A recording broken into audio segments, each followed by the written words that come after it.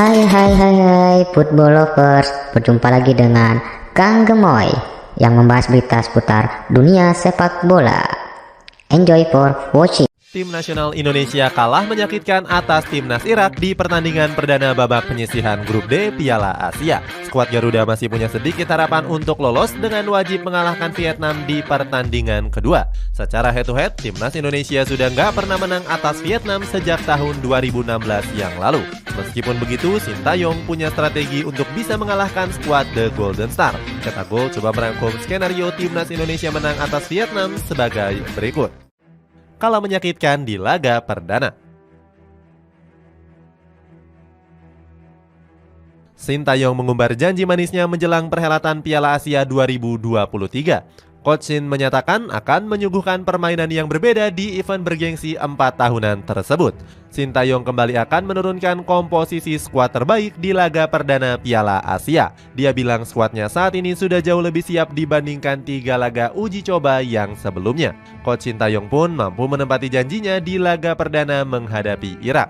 Dalam pertandingan tersebut, skuad asuhannya mampu bermain all out walaupun banyak mendapatkan gempuran. Sayangnya, Indonesia harus kalah dengan skor 3-1 setelah diwarnai bumbu kontroversi pada gol kedua Irak. Meski tidak berharap banyak mampu mengubah skor pertandingan, tapi kubu merah putih sudah melayangkan protes kepada AFC selaku penyelenggara.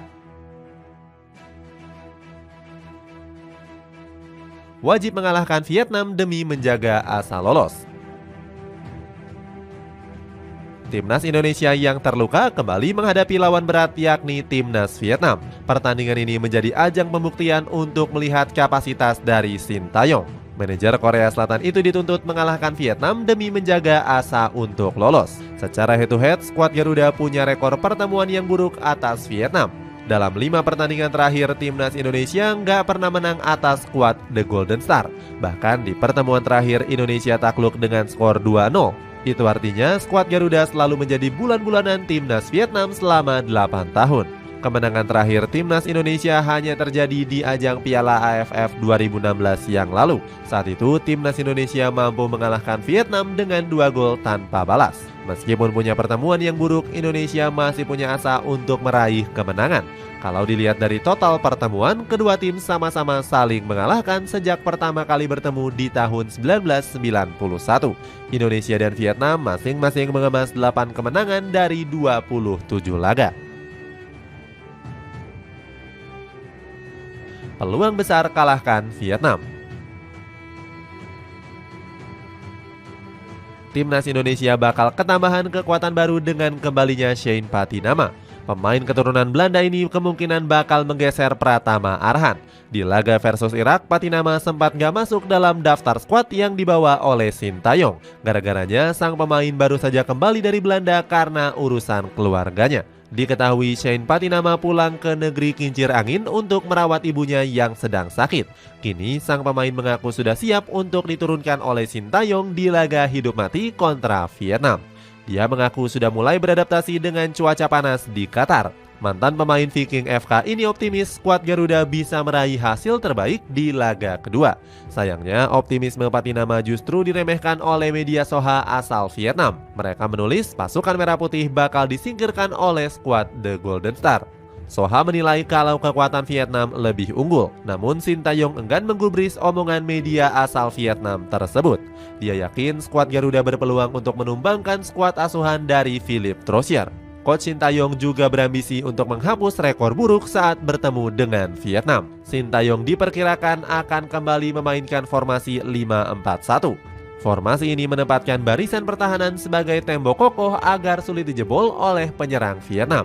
Asnawi Mangkualam, Rizky Ridho, Jordi Amat, Elkan Bagot hingga Shane Patinama diprediksi bermain sebagai starter utama mengawal sang kiper Hernando Ari. Kelima pemain tersebut diharapkan bisa menahan gempuran para penyerang Vietnam seperti Din Bak Nguyen, Van Tuan Nguyen hingga Van Tung Nguyen.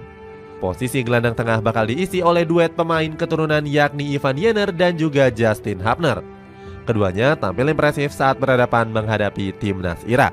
Jenner dan juga Hapner akan direpotkan oleh lini serang serta winger cepat Vietnam seperti Tuan Hai Pham.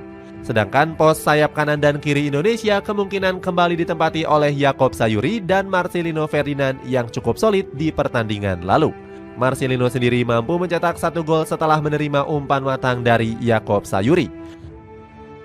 Di ujung tombak penyerangan, Rafael Strike ataupun Ramadan Sananta mungkin akan diplot sebagai striker tunggal. Sintayong nggak mau menyerah begitu saja dan optimis bisa meraih 3 angka. Dirinya nggak mau mengulang kekalahan pertama saat berhadapan kontra Irak.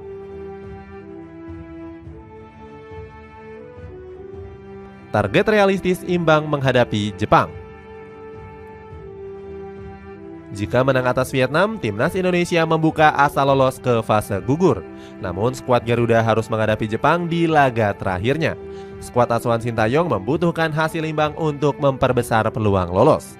Namun meraih hasil imbang kontra Jepang bukanlah sesuatu hal yang mudah. Skuad Samurai Biru dinilai sebagai unggulan terkuat di Piala Asia 2023. Pasukan Hajime Moriyasu punya komposisi yang cukup jempolan. Di setiap lininya, timnas Jepang dihuni oleh pemain-pemain yang mentas di kompetisi teratas Eropa. Negeri matahari terbit ini juga diperkuat oleh pilar kunci seperti Wataru Endo dan Takumi Minamino. Kedua pemain ini sedang disorot karena performa impresif bersama Liverpool dan AS Monaco. Wataru Endo sendiri sedang tampil moncer dengan menjadi andalan dari Jurgen Klopp. Sementara itu Minamino juga kembali bersinar dan mencetak 5 gol dan 4 assist untuk AS Monaco. Demi menahan imbang Jepang, Sintayong harus mencari racikan strategi yang terbaik. Coach Sintayong bisa meniru cara Vietnam yang sempat membuat Samurai Biru kerepotan. Skuad The Golden Star sendiri bisa mencuri 2 gol dengan mengandalkan eksekusi bola mati.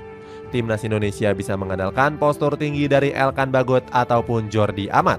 Skuad Garuda juga bisa memaksimalkan lemparan ke dalam milik Pratama Arhan. Pemain yang baru diresmikan Suwon FC ini kerap menciptakan kemelut di pertahanan lawan berkat throw-in jauhnya. Sedikit bernafas lega dengan regulasi.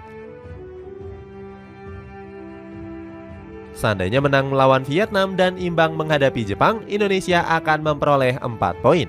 Dengan begitu, skuad asuhan Sintayong sudah hampir dipastikan lolos untuk menjadi peringkat 3 terbaik.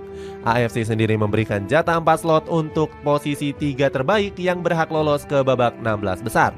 Kriteria penilaian ini disusun berdasarkan 5 kategori. Tim cetak gol coba merangkum hitung-hitungan poinnya berdasarkan apa yang terjadi di Piala Asia 2019. Perlu diingat, ini hanyalah gambaran untuk mempermudah penjelasan. Pertama, AFC menghitung jumlah poin yang diraih oleh masing-masing negara. Setidaknya butuh 3 poin untuk bisa lolos. Kedua, AFC juga menghitung selisih gol yang didapatkan oleh peringkat 3 terbaik dalam masing-masing grup. Para negara setidaknya mencatatkan minimal selisih gol -1. Jika semuanya sama, maka AFC menghitung jumlah gol yang dicetak oleh masing-masing tim di babak penyisihan. Kemudian AFC juga menilai poin kedisiplinan yang dicatat oleh masing-masing negara. Artinya, selain harus mencetak banyak poin, Indonesia diharapkan bisa bermain bersih tanpa banyak pelanggaran fatal dan mampu mencetak gol sebanyak-banyaknya. Jika skenarionya berjalan baik, maka Indonesia dipastikan lolos ke babak 16 besar. Nantinya, Asnawi Mangkualam dan kawan-kawan bakal berhadapan dengan juara grup A ataupun grup B. Itulah ulasan preview dan skenario timnas Indonesia menang atas Vietnam demi lolos dari fase gugur. Bagaimana pendapatmu? Apakah skenario ini bisa berjalan baik di mana Indonesia akan lolos dari fase grup dan mencetak sejarah baru? Coba tulis pendapatmu di kolom komentar di bawah ini.